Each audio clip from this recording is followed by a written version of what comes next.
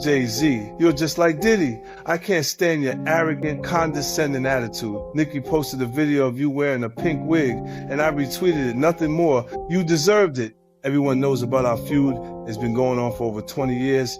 I've seen all your manipulation in the industry, from power struggles to cultural control.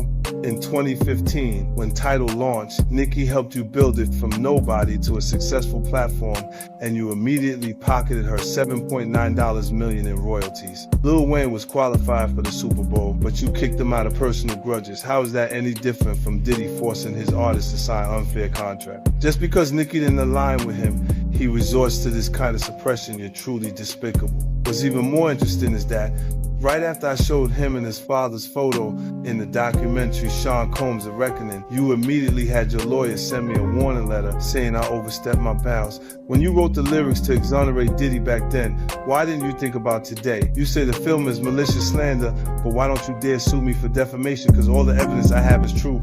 I haven't finished reporting the witnesses in my documentary, and I haven't released all the Tidal profit sharing documents. If you know what's good for you, pay back what you owe. Nicki with interest. For a long time, people talked about 50 Cent and Jay-Z not getting along, but it was mostly rumors and hints. This film shows it as something real, two different ways of getting power.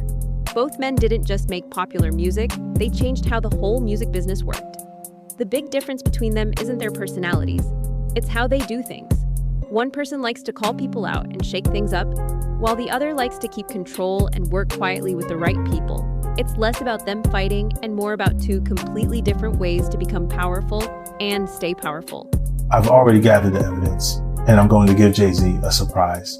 I advise Beyoncé to divorce Jay-Z as soon as possible because I'm ready to shoot a documentary about Jay-Z, and I guarantee it will outgross Diddy's documentary. Jay-Z and Diddy have been longtime friends, and their business dealings never stopped. He frequently attends Diddy's parties, so why do people think he's innocent? Jay-Z and Diddy got involved in the same case in 2024, where a victim claimed she was assaulted by both Jay-Z and Diddy. I remember Jay-Z saying these were all rumors and that he was defending Diddy.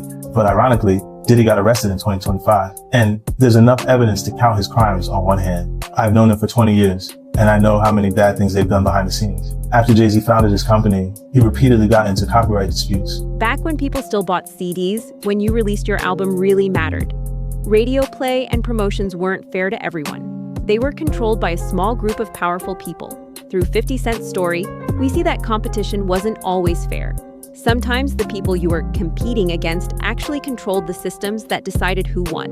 When you need permission to be seen and heard, success starts to look planned instead of earned. You have to wonder, when does fair competition stop? And when does someone quietly blocking you begin? American music charts tell one story, but charts in other countries sometimes tell a different one, showing what people actually want without all the American media control. The film questions whether being everywhere automatically means you're the best. Instead, it suggests that popularity can be created through big marketing budgets, friendly media, and controlling who gets attention and who doesn't. In other words, being seen as the best isn't always natural. Sometimes it's carefully built. And if popularity comes from access instead of what fans actually want, what do the charts really mean? The argument about the Super Bowl performance shows how decisions get made behind the scenes. Eminem reportedly demanded that Lil Wayne perform too, but the people in charge hesitated. This shows how powerful friendships work when the whole world is watching. Talent was never the question, permission was. When one famous person has to fight to let another person on the world's biggest stage, the real problem isn't about who's good enough. It's about who controls the door. 5 different artists say 50 Cent is easy to reach. He's around, hands-on, right there with people. Jay-Z is described differently, distant, careful, working from behind the scenes. These reputations show 2 different ways to lead.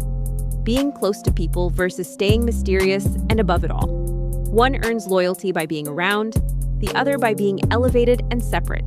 Hip-hop started with people struggling together.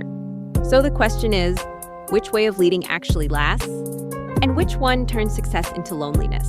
Jay-Z's relationship with Beyoncé is special. Their personal life mixed with business power. Fans see it as 2 superstars building together. Critics say it also helped his reputation, made him look better, softened criticism, and changed how people saw him exactly when he needed it most. In this view, the relationship isn't just about love, it's about cultural power, changing how the public sees influence, and at that reputation, time, the type and of dude mistakes. I was, you couldn't tell no woman to handle me. You understand? When I'm talking to you as a man. So then I said, who you talking to like that? You telling her to handle me? You know what I'm saying? And then me and him, you know, he didn't say nothing. He just turned to the side. And if he'd have turned back around, he'd have got his head knocked off. But Laura told me, yo, Gene, please, Gene, you're gonna make me lose my job. You know what I'm saying? And because one, she was beautiful, two, she's from our block. You understand? I wasn't gonna do that to her. You understand? So I gathered myself, stepped away from the situation, and then the promoter said Jay can let his people come in.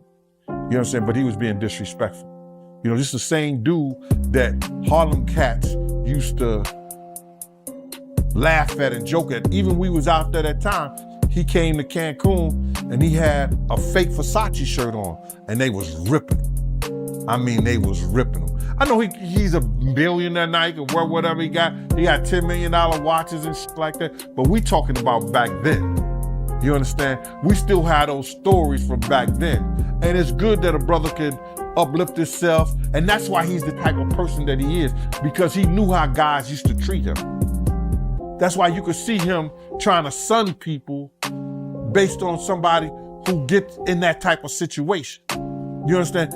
This dude had the same cream deli silk shirt that I had. Now, cream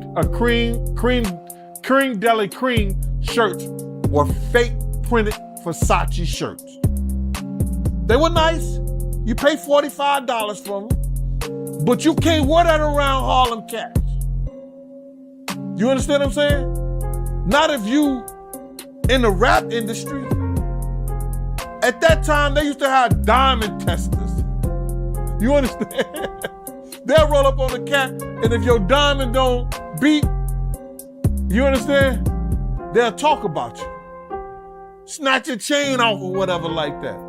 So he had the fake cream deli cream shirt on, and they was roasting him. I think I seen him in a black t-shirt from that point on in Cancun, the whole type. Whatever their intentions, their relationship becomes a model for building a lasting legacy across music, fashion, and business. When love and branding happen together, the lines get blurry. Private life becomes public strategy, and public strategy becomes part of the love story. The result is a legacy that feels complete, perfect, and strong. But it raises a question: when two stories blend this completely, can the public ever separate the real relationship from the brand? In the film, Diddy isn't shown as just one bad person. He's shown as part of a bigger system of control. Power isn't loud, it's quiet. Relationships, mentoring, controlling platforms, and the ability to help or hurt someone's career without anyone noticing.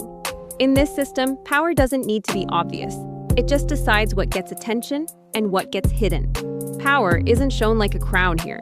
It's shown as a web of connections. It stays strong through traded favors, rewarded silence, and opportunities given only to certain people.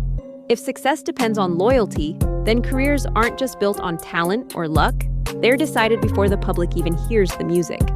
The question isn't just who makes it, it's who gets chosen to make it, and who gets stopped before anyone knows their name. As old problems come back up alongside new legal troubles, the story changes from being about power to being about consequences. The film doesn't say who's guilty. Instead, it looks at how powerful people avoid consequences for so long. Good PR, loyalty from important people, the public getting tired, and everyone's short memory. Fame doesn't just make success bigger, it can also delay punishment. And when accusations show up decades later, the real question is whether the music industry is built to face the truth, or to protect powerful people no matter what. At the end, the film focuses on silence, not as nothing, but as something valuable. Careers move forward, friendships survive, and fights disappear when uncomfortable truths stay quiet, because speaking up has consequences, and those consequences cost something. In this world, 50 Cent isn't trying to punish anyone. He's a witness, someone willing to disrupt a culture built on keeping secrets and forgetting what's uncomfortable. If history belongs to whoever survives, then which stories stay buried just because telling them costs too much? And who decides when the truth finally comes out?